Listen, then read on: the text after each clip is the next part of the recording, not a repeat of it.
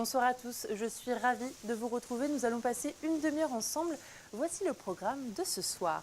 Je recevrai Patrick Giraudon, c'est le président de Outdoor Sport Vallée. Nous ferons le point sur l'année passée et sur l'avenir de ce récent cluster suite à une fusion avec Sporaltech. Nous parlerons d'une fusion aussi, mais cette fois-ci dans le monde du théâtre. Les théâtres Renoir et Rabelais forment maintenant le Théâtre des Collines. Les deux dirigeants de ces théâtres viendront nous expliquer les raisons et les enjeux de cette fusion. Et enfin, Cécile Bouget de Francesco viendra nous présenter sa chronique Initiative, un beau programme en perspective. Mais avant, Seb, salut. Salut Olivia. Les titres du JT avec toi et on commence avec un enfin pour la mosquée d'Annecy. On en a déjà parlé hier sur ce plateau et dans le JT. On a ce soir donc un reportage complet sur l'inauguration de la nouvelle mosquée d'Annecy, une mosquée située aux rues des Alpins. Elle a été inaugurée officiellement ce mardi après-midi. Tu l'as dit enfin, on serait tenté de dire, puisque c'est surtout la fin d'un long combat pour l'association Nouvelle Avenir qui militait pour ce projet depuis des années. Et puis les enfants sont sensibilisés à la sécurité routière. Oui, puisque Kimberley, encore, elle est allée du côté de Mété pour voir comment ces futurs conducteurs de demain s'en sortaient. Le challenge prévention routière avait lieu ce mercredi après-midi. Ce sont environ une quarantaine d'élèves sélectionnés sur le volet qui ont participé à des épreuves théoriques et pratiques pour évaluer un petit peu leur capacité à conduire. Merci Seb, tu reviens tout à l'heure pour la revue de presse. À tout à l'heure. Et il est temps pour moi de recevoir mon premier invité.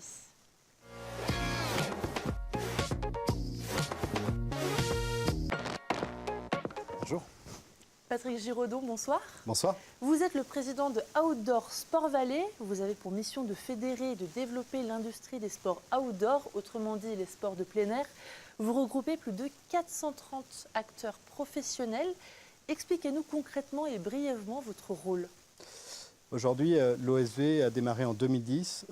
Des chefs d'entreprise et les pouvoirs publics ont dit qu'il faut qu'on fédère dans la région, dans notre région, les entreprises pour qu'elles aillent plus vite, plus loin, qu'elles exportent, qu'elles développent. Et on a créé l'OSV. Aujourd'hui, 430 membres, 240 entreprises qui sont soit des fabricants, des distributeurs, des importateurs de produits du milieu du sport. On est là pour développer la pratique sportive, développer le commerce de nos membres et les aider à développer leur entreprise et bien sûr faire du développement territorial puisqu'on a un territoire dans la région Auvergne-Rhône-Alpes qui est fabuleux pour ça.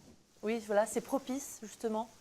Oui, tout à fait. Aujourd'hui, l'industrie outdoor, on estime, on a des études économiques qui sont payées par le comité départemental tous les 2 ans, on estime que 80% de notre industrie outdoor est dans la région Auvergne-Rhône-Alpes.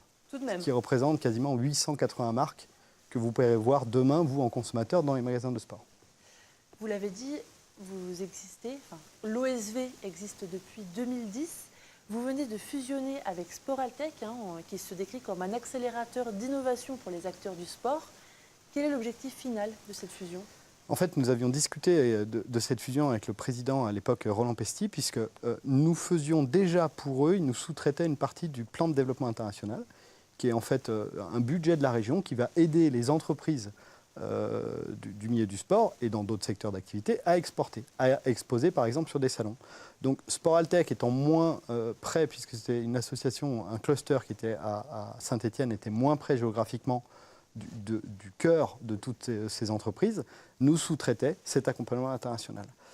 Le PDI, le plan de développement international, est un des domaines d'activité stratégique de l'OSV, puisque nous faisons du développement économique, un incubateur d'entreprise, une plateforme emploi, des études de marché qu'on achète, on va en parler. On fait beaucoup de choses et il nous manquait, encore d'un autre arc, terrain de jeu de Sporaltech à l'époque, le plan de développement international et l'innovation, qu'on leur laissait opérer complètement. Donc l'idée avec le président de Sporaltech, c'était de créer une même entité qui ait tous ces domaines d'activité stratégique et qui soit plus puissante et qui soit plus lisible pour tous les acteurs de l'industrie. Du coup, vous devenez concrètement un cluster. Voilà, aujourd'hui, on attend le communiqué officiel, mais a priori, la région a communiqué officiellement là-dessus la semaine dernière, que effectivement, la fusion et l'apport des actifs, l'apport en compétences de Sporaltech, fait que nous avons ces nouvelles missions et nous devenons le cluster de l'outdoor de la région Auvergne-Rhône-Alpes. Vous parliez de ces fameuses études de marché à l'étranger. Il y en a 250 actuellement. Vous accompagnez les entreprises en Allemagne, en Italie, au Royaume-Uni, Japon, Corée du Sud, États-Unis. Ça devient un véritable empire finalement.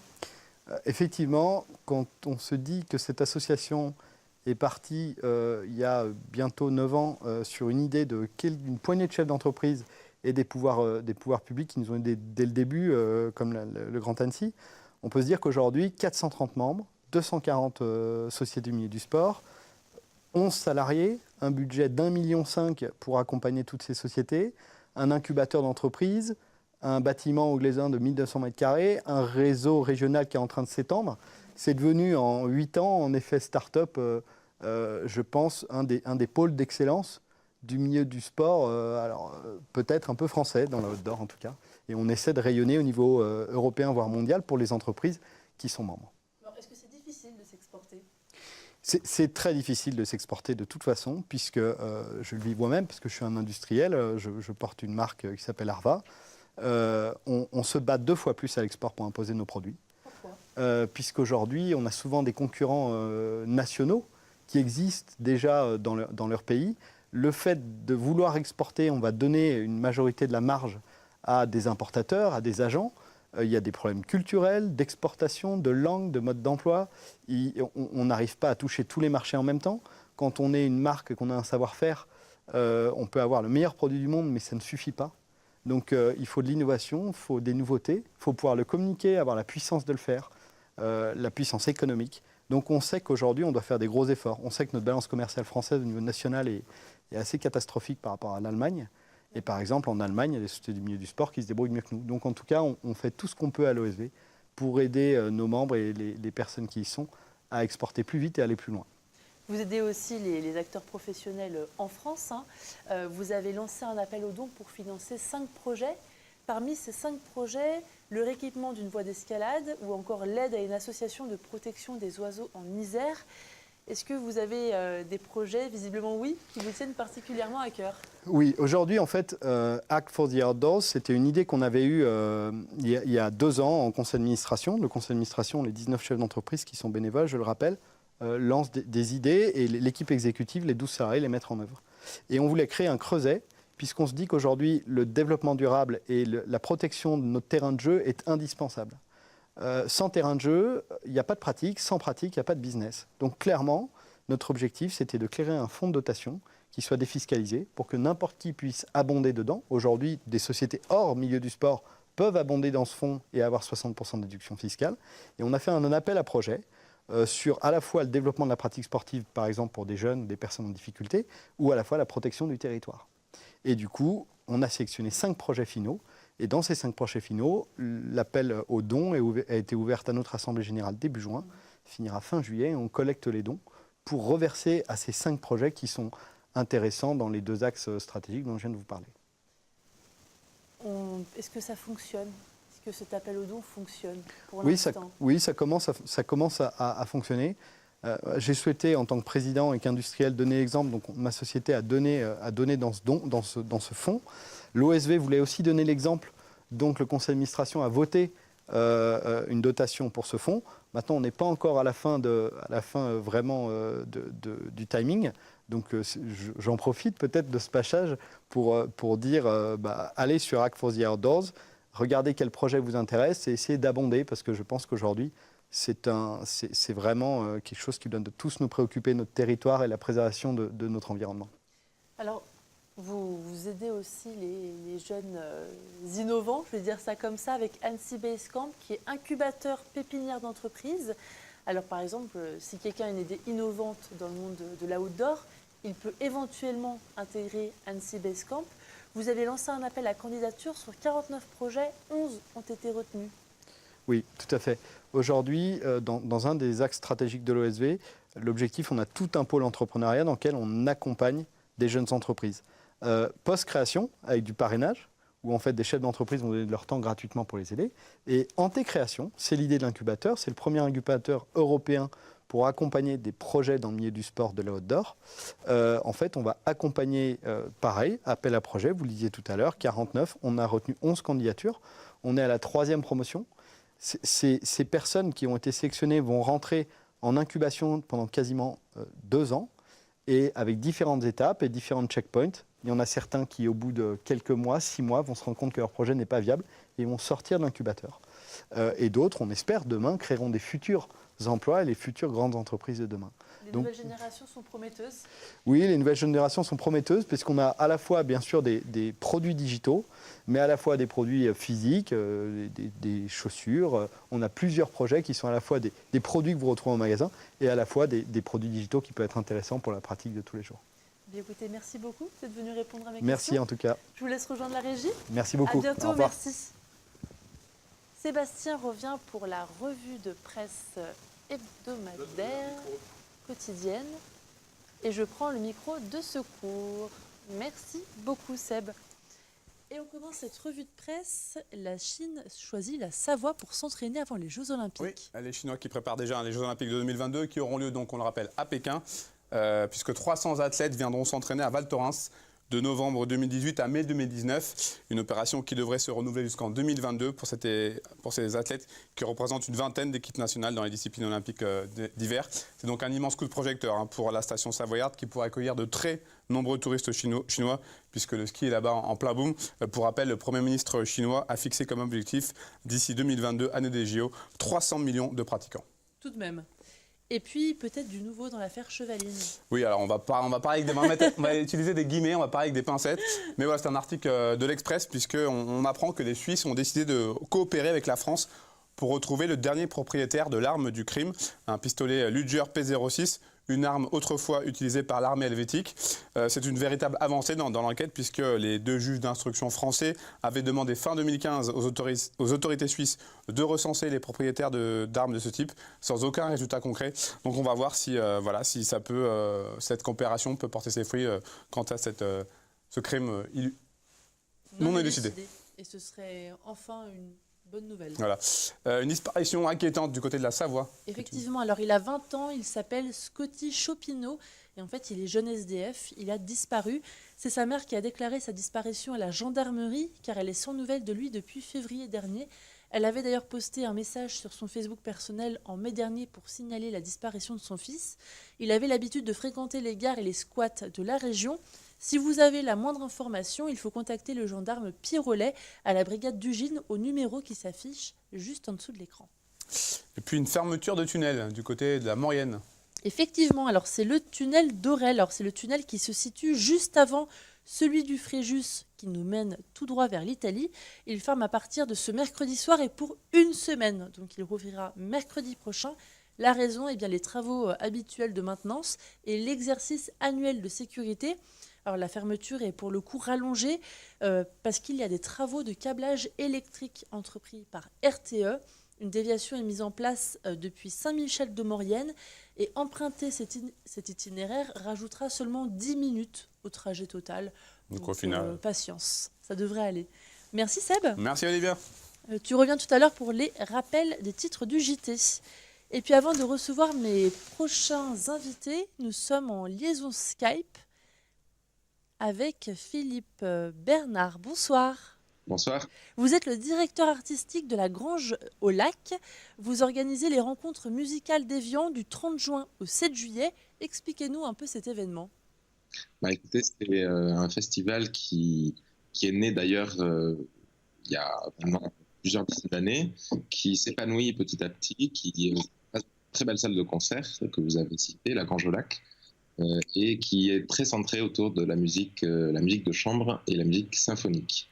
Et cet événement va se passer sur donc une huitaine de jours et présenter vraiment de grands artistes qui viennent du monde entier, comme le Quatuor Hagen, Frank-Peter Zimmermann, Esa-Pekka Salonen, le Quatuor Modigliani, Nikolai Uliansky, donc des gens qui sont très présents sur toutes les scènes internationales et qui ont le bonheur de faire une halte estivale dans la région. Comment est-ce que l'on fait pour venir à ce festival ? Alors ça dépend d'où vous venez d'abord.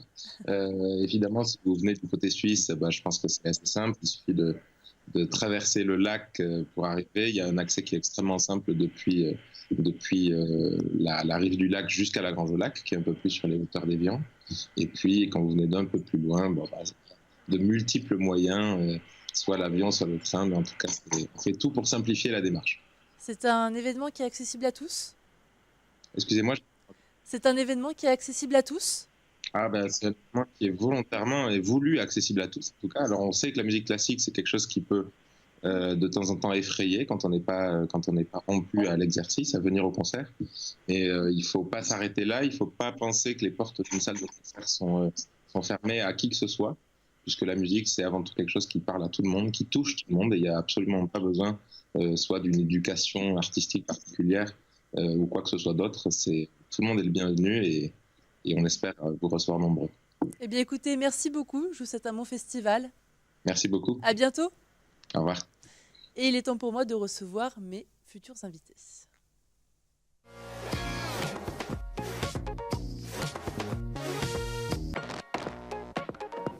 Bonsoir. Bonsoir. Eva Duchamp-Konikova, vous êtes la directrice du théâtre Renoir. Laurent Boisserie, vous êtes le directeur du théâtre Le Rabelais. Alors, ces deux théâtres ont fusionné, ça y est, ils s'appellent maintenant le Théâtre des Collines.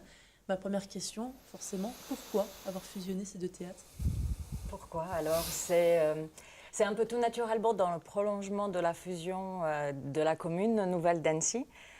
On est tous les deux des théâtres municipaux et on avait commencé à nouer des partenariats et des liens, des passerelles, de créer des passerelles pour nos spectateurs il y a déjà quelques années. Et donc, avec la création de la commune nouvelle, ça nous a incité tout naturellement à vouloir créer une structure qui pourrait être à la hauteur de cette nouvelle commune de 130 000 habitants. Alors, vous proposez une saison culturelle forcément à deux. Chacun sur vos sites, par contre, respectifs. Les deux sites existeront toujours en tant que tels. Comment est-ce que cette saison s'est organisée finalement, puisqu'il y a deux entités maintenant qui l'organisent ? Là aussi, j'ai envie de dire assez naturellement, puisqu'on a tenu, avec le soutien des élus qui ont entériné le projet qu'on leur avait présenté, on a tenu à conserver la même couleur artistique sur chacune des deux salles. Donc à Renoir, les arts du mouvement, la danse, le nouveau cirque, les spectacles pour les familles, les enfants, etc. Et puis au Rabelais, on continuera à travailler sur la chanson, l'humour, mais également sur le jeune public. Donc la construction de la saison prochaine, elle s'est faite finalement comme les précédentes. On a simplement veillé ce qu'on avait commencé à faire, comme le disait Eva, à harmoniser les tarifs, à avoir des passerelles. Les abonnés d'une salle avaient par exemple le tarif réduit dans l'autre salle. Donc ça, on l'a même renforcé, puisqu'on a un tarif unique et un abonnement unique.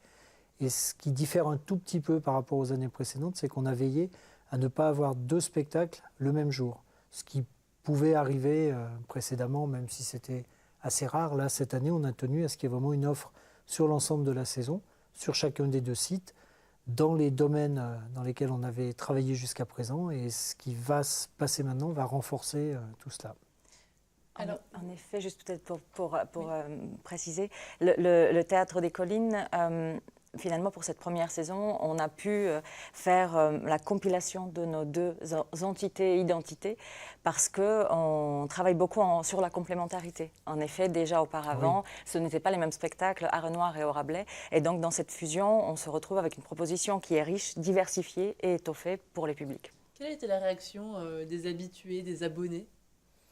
On verra en septembre. Pour le moment, on a... Vous n'avez pas encore eu de retour par rapport à ça ? Des retours un peu surpris, mais quand on explique la démarche, ce n'est pas des retours négatifs ou des comportements de rejet par rapport à la proposition.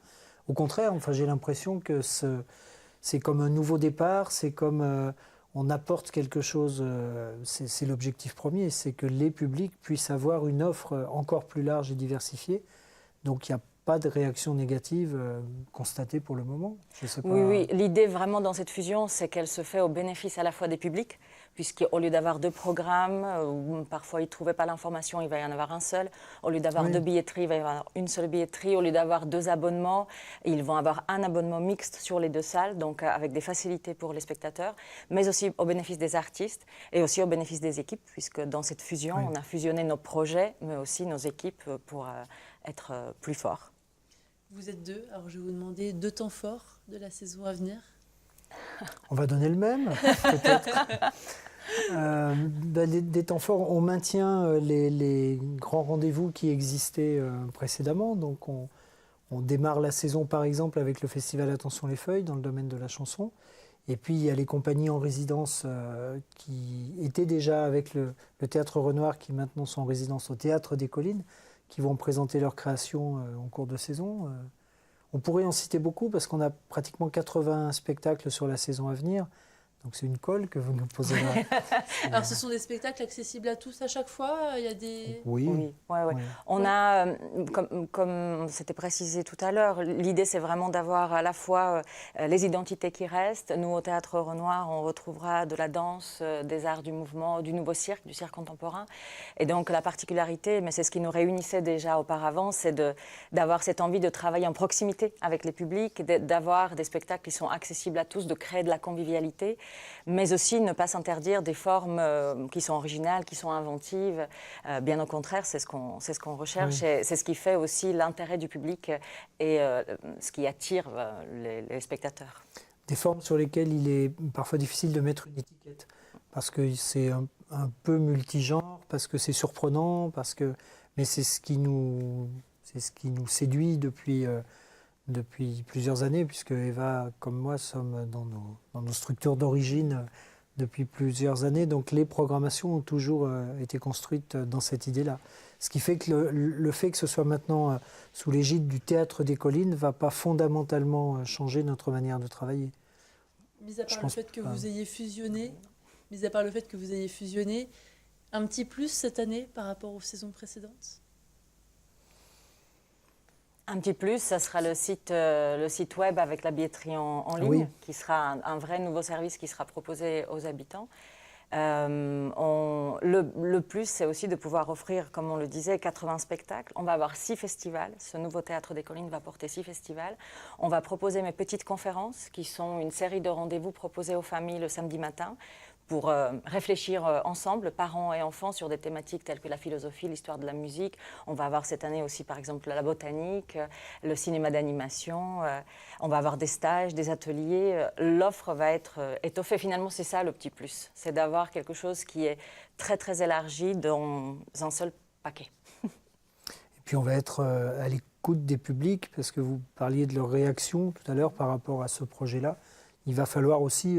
Les accompagner. Ce qu'on construit là, c'est, je pense pouvoir dire, quasiment une première en France. On n'a pas d'exemple, on n'a pas pu se référer à des expériences menées dans d'autres villes.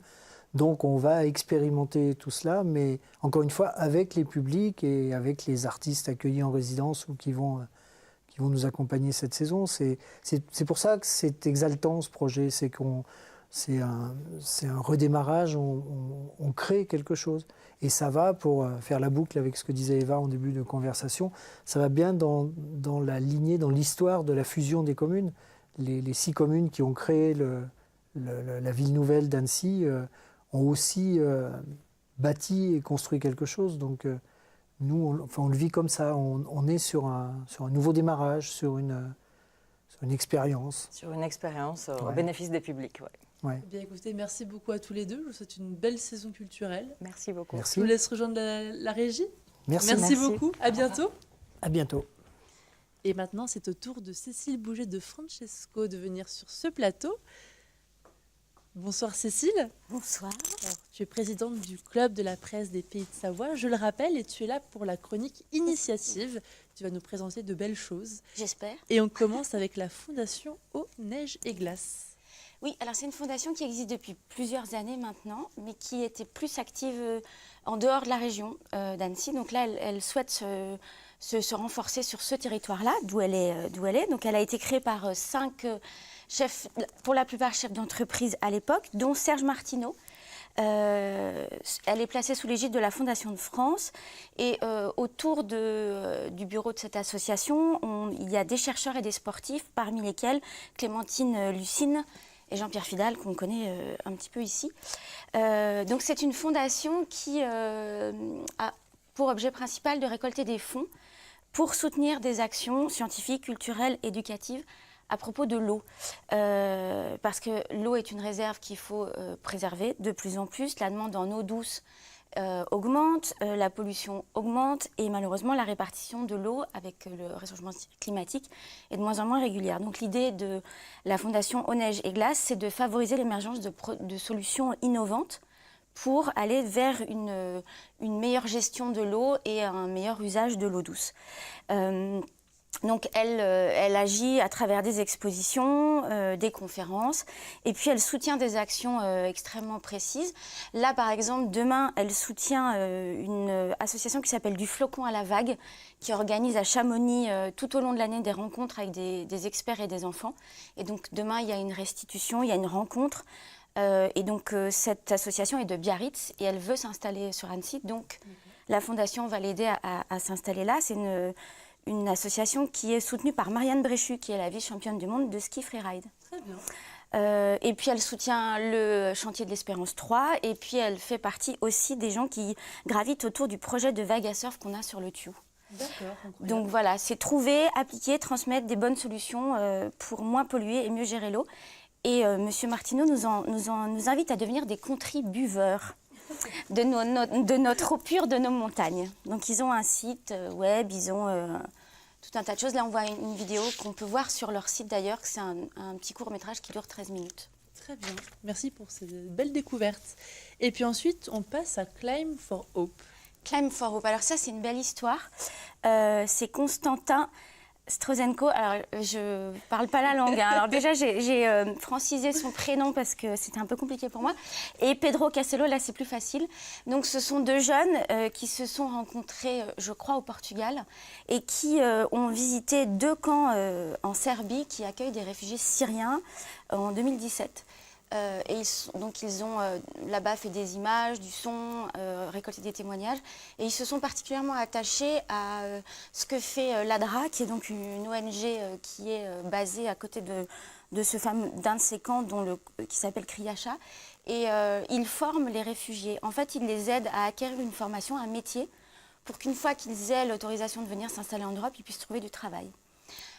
Donc nos deux compères qui ont 29 et 25 ans, il y en a un qui est guide haute montagne, hein, et puis l'autre se destine à une profession de banquier. Et ben, ils vont aller marcher, ils vont aller gravir les plus hautes montagnes de chaque pays de l'Union européenne. Donc pour la France, le Mont Blanc, bien sûr. Donc ils ont déjà fait beaucoup de... C'est pas des marcheurs du dimanche, hein, ils ont déjà fait pas mal de choses. J'imagine. Et donc là, ils partent en août. Ce qui est prévu, 20 000 km, 3 mois, donc 28 pays, et ils ont calculé que ça faisait 54 000 mètres d'altitude. Et ils se sont dit, si on récolte 1 euro par mètre parcouru, on récupère donc 54 000 euros et on les reverse à l'ADRA qui va pouvoir financer ces formations qui coûtent entre 200 et 300 $ par personne. Incroyable. Voilà. Et nous, donc, est-ce qu'on peut les aider, nous ? Alors, je pense que nous, on peut les aider en relayant au maximum ils ont une page Facebook, ils ont un site, là, encore une fois, une petite vidéo. On peut être aussi partenaire, les parrainer. Et là, on donne de l'argent pour tout ce qui est carburant, nourriture, les abris dans les montagnes, toutes ces choses, pendant leur séjour de 3 mois. Et ils disent un truc qui m'a un peu touchée, enfin beaucoup même.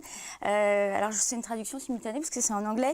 Ils disent qu'ils ne changeront pas le monde, qu'ils ne veulent pas changer le monde, mais que c'est un premier pas et qu'ils espèrent qu'ils vont donner envie à d'autres de faire la même chose.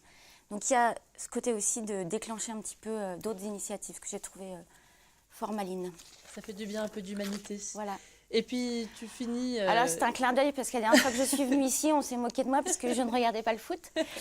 Voilà, donc j'assume toujours. Et là, c'est donc un petit clin d'œil à nos camarades, puisque hier, je me suis trouvée à l'Impérial, je suis tombée sur ce cendrier révolutionnaire. En fait, on ne voit pas très très bien, mais en fait, les mégots qu'on met dedans, on vote. Alors pourquoi le lien avec la Coupe du Monde ? Parce que là, en l'occurrence, on nous demande de dire si c'est la France qui sera championne du monde ou pas. Mais évidemment, au-delà de la plaisanterie, c'est pour recycler les mégots, bien entendu, parce que dans les mégots, il y a, que je ne dise pas de bêtises, de l'acétate de cellulose. Et de cette matière-là, on peut faire plein de choses, dont des montures de lunettes, des batteries de téléphone. Donc voilà, il y a la blague avec les petits sondages, éventuellement de la publicité.